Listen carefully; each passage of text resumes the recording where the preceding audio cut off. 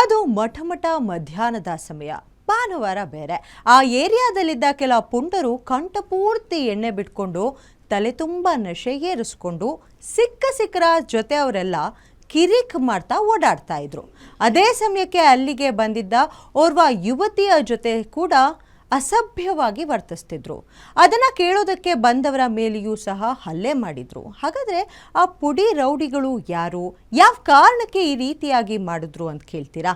ಇಲ್ಲಿದೆ ಸ್ಟೋರಿ.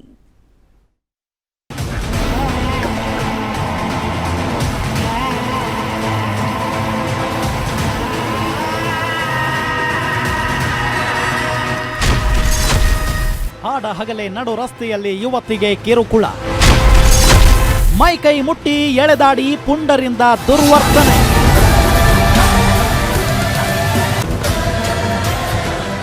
ಈ ಸಿಸಿಟಿವಿ ದೃಶ್ಯಾವಳಿಗಳನ್ನ ಒಮ್ಮೆ ನೋಡಿ. ಇವರೇನು ಮನುಷ್ಯರ ಮೃಗಗಳ ಅನಿಸುತ್ತೆ. ಹೌದು, ನಡು ರಸ್ತೆಯಲ್ಲಿ ಹೋಗುತ್ತಿದ್ದ ಓರ್ವ ಯುವತಿಯ ಮೇಲೆ ಕಾರಣಗಳಿಲ್ಲದೆ ಸುಮ್ಮನೆ ಜಗಳ ಮಾಡಿದ್ದಷ್ಟೇ ಅಲ್ಲದೆ ಆಕೆಯ ಮೇಲೆ ಕೈ ಮಾಡಿ ಅವಾಚ್ಯ ಶಬ್ದಗಳಿಂದ ನಿಂದಿಸಿದ್ದಾರೆ.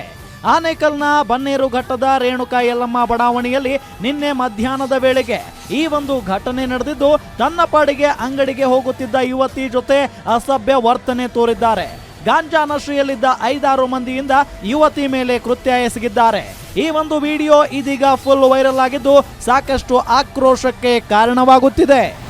ಸರ್, ನಿನ್ನೆ ನಾನು ಅಂಗಡಿಗೆ ಅಂತ ನಡ್ಕೊಂಡು ಹೋಗ್ತಾ ಇದ್ದೆ. ಗುಂಪು ಕಟ್ಕೊಂಡು ಯಾರೋ ಹುಡುಗರು ಜಗಳ ಮಾಡ್ಕೊತಾ ಇದ್ರು. ಒಂದು 5-6 ಜನ ಜಗಳ ಮಾಡಿಕೊಂಡು ನಾನು ಹೋಗ್ತಾ ಇರೋಳನ್ನ ನನ್ನ ಅಡ್ಡ ಹಾಕಿ ನನ್ನ ಒಂಥರ ಬ್ಯಾಡ್ ವರ್ಸು, ಒಂಥರ ಹೊಡಿಯೋಕ್ಕೆ, ಒಂಥರ ಮುಟ್ಟಕ್ಕೆ ಎಲ್ಲ ಬರ್ತಾ ಇದ್ರು ಸರ್, ಹುಡುಗರೆಲ್ಲ ಸೇರಿಕೊಂಡು.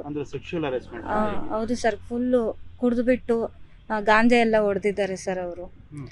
ಅಂಥವರು ನನ್ನ ಮೇಲೆ ದೌರ್ಜನ್ಯ ಮಾಡೋಕ್ಕೆ ಬಂದಿದ್ರು. ಅಲ್ಲಿರೋರೆಲ್ಲ ಪಬ್ಲಿಕ್ ಅವ್ರು ಬಂದು ನನಗೆ ಹೆಲ್ಪ್ ಮಾಡಿದ್ರು. ಅವ್ರ ಮೇಲೆ ರಿಟರ್ನ್ ತಿರುಗಿ ಇವರೆಲ್ಲ ಹಿಂದಿರುಗಿ ಹೊಡೆದ್ರು ಸರ್. ಅವರು ಸರ್ ನನಗೆ ಹೊಡೆದ್ರು ಸರ್. ನಾನು ಬಿಡಿಸ್ಕೊಂಡೆ, ಅವ್ರನ್ನ ಒದ್ದೆ ಸರ್, ಕಾಲಿಂದ ಒದ್ದೆ ಅಷ್ಟೇ, ಬೇರೆ ಏನು ಮಾಡಿಲ್ಲ ಸರ್ ನಾನು. ಪಾಪ ಬೇರೆಯವ್ರ ಪಬ್ಲಿಕ್ಕಿಂದ ಬಂದು ಅವ್ರು ಬಂದು ನನ್ನ ಕರ್ಕೊಬಂದರು ಬಾಮ್ಮ ಅಂತ. ಆದ್ರೂ ಓಡಿ ಗೇಟ್ ಎಗರಿ ಮತ್ತೆ ಬಂದು ಅವರೇ ಎಲ್ಲಾರನ್ನೂ ದಿನಸಿ ತರಲು ಅಂಗಡಿಗೆ ಹೊರಟಿದ್ದ ಯುವತಿ ಮೇಲೆ ಪುಂಡರು ಹರಿಹಾಯ್ದಿದ್ದಾರೆ. ಇನ್ನು ಈ ಪುಂಡರ ವಿಚಾರವಾಗಿ ಪ್ರತಿರೋಧ ವ್ಯಕ್ತಪಡಿಸಿದ ಯುವತಿಗೆ ಪುಂಡರ ಗ್ಯಾಂಗ್ ಸಾಕಷ್ಟು ತೊಂದರೆ ಕೊಟ್ಟಿದ್ದಾರೆ. ಯುವತಿಯ ಮನೆ ಬಳಿ ನುಗ್ಗಿ ಗಲಾಟೆ ಮಾಡಿದ್ದಾರೆ. ನೆರವಿಗೆ ಧಾವಿಸಿದ ಸ್ಥಳೀಯರ ಮೇಲೂ ಹಲ್ಲೆ ಮಾಡಿದ್ದಾರೆ. ಯುವತಿಯ ಮೇಲೆ ಹಲ್ಲೆ ಮತ್ತು ದೌರ್ಜನ್ಯ ಮಾಡಿದ ದೃಶ್ಯ ಸಿಸಿ ಕ್ಯಾಮೆರಾದಲ್ಲಿ ಸೆರೆಯಾಗಿದ್ದು ಬನ್ನೇರುಘಟ್ಟ ಪೊಲೀಸ್ ಠಾಣೆಯಲ್ಲಿ ಪ್ರಕರಣ ದಾಖಲಾಗಿದೆ.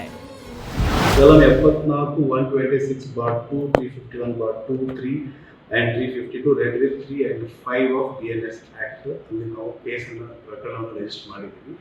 ಇದು ಒಂದು ಘಟನೆ. ಇನ್ನೊಂದು ಘಟನೆ ಏನಾಗುತ್ತೆ ಅಂದರೆ, ಇದಾದ ನಂತರ ಇವರು ಏನು ಕಂಪ್ಲೇನೆಂಟ್ ಇದ್ದಾರೆ, ಇವರು ಇನ್ನೊಬ್ಬ ವ್ಯಕ್ತಿ ಯಾರು ಇವರು ಜಿಮ್ ಟ್ರೈನರ್ ಇದ್ದಾರೆ, ಅವರಿಗೆ ಫೋನ್ ಮಾಡಿ ಈ ರೀತಿ ಘಟನೆ ಆಗಿದ್ದ ಬಗ್ಗೆ ಹೇಳ್ತಾರೆ. ಅವನು ಬಂದ್ಬಿಟ್ಟು ಇವರು ಯಾರು ಇವರಿಗೆ ಅಕ್ಯೂಸ್ ನಂಬರ್ 1 ಇದ್ದಾರೆ, ಇವರಿಗೆ ಬಂದು ಅವನು ಹೊಡೆದಿರುವಂಥದ್ದು ಒಂದು ಅಸಾಲ್ಟ್ ಕೂಡ ಆಗಿದ್ದಿದೆ. ಆ ಅಸಾಲ್ಟ್ ಆದ ನಂತರ ಆ ವ್ಯಕ್ತಿ ಯಾರು ಅದರೊಳಗೆ ಅಕ್ಯೂಸ್ ಇದ್ದಾರೆ ಅವನು ಹಾಸ್ಪಿಟಲಲ್ಲಿ ಟ್ರೀಟ್ಮೆಂಟ್ ತಗೊಂಡಿದ್ದಾನೆ.